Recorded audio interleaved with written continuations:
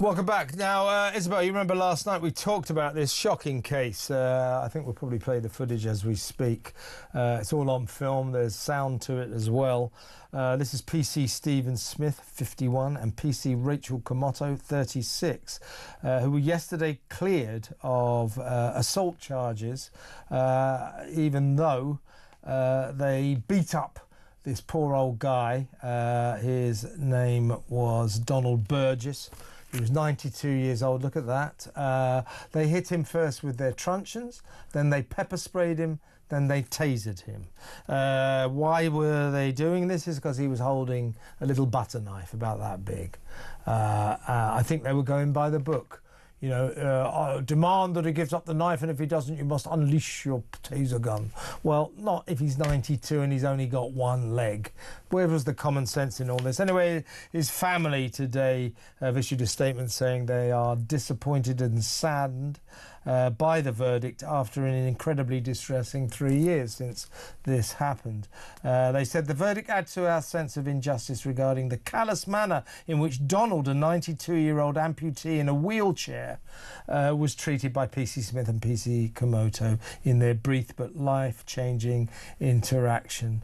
From the beginning, we have engaged in these legal proceedings in the hope that lessons would be learned and that violent actions like these of these officers would not be repeated against other vulnerable civilians. Well, hopefully they're going now, these two coppers, before the Independent Office for Police Conduct, and they're facing charges of gross misconduct. I don't usually like calling for people to lose their job, but these two rozzers, these two excuses for rozzers, they're not fit to wear the badge. I hope they get sacked.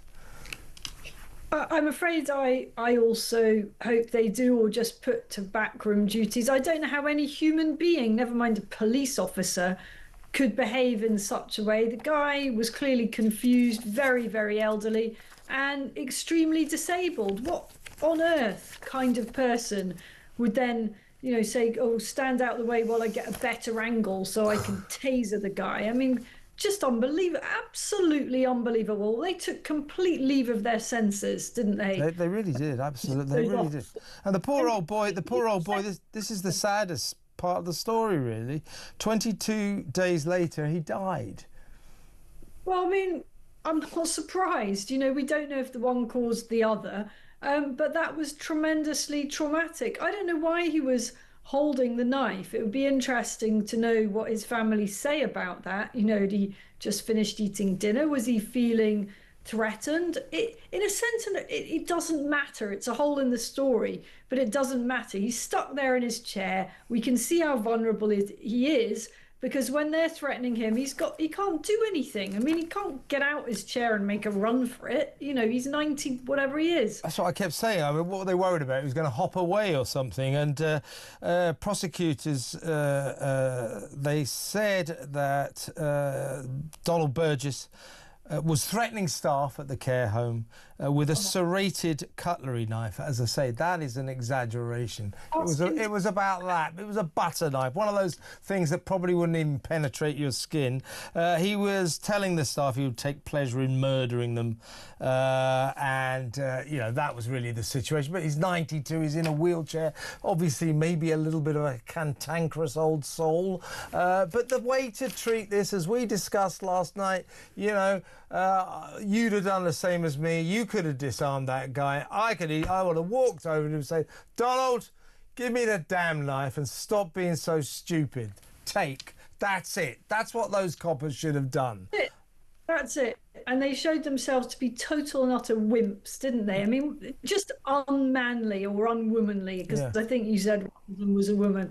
Come on, what kind of real man or real woman or real person with any heart would behave like that? Couldn't have been difficult. Just walk over, gently take the knife, or firmly take the knife, and offer the old guy a cup of tea and a hug, which is probably what... And do you know what PC Comotto, the WPC, Rachel Comotto, told the care home manager after this shocking incident? Steve Cooper was his name. Comotto says, well, we don't like doing that at all. But what? Well, then don't do it. How about that? You didn't wait for the payoff. Check this out. We don't like doing that at all. But what can you do? Everything else but that. What you can do is show a bit of common sense.